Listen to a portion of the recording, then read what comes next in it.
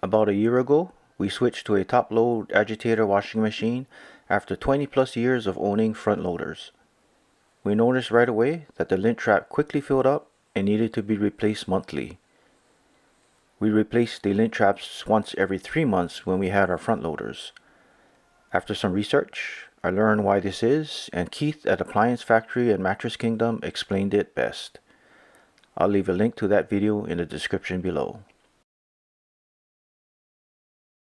The tumbling of front load machines provides a gentle fabric-to-fabric rubbing action.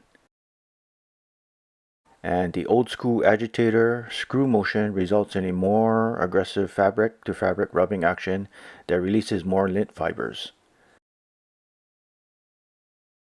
As per Maytag's owner's manual, we use the towel cycle to wash sturdy fabrics such as our towels and jeans.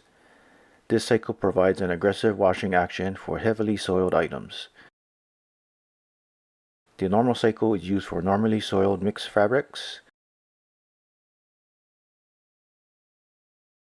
The delicate cycle is used for lightly soiled and delicate fabrics.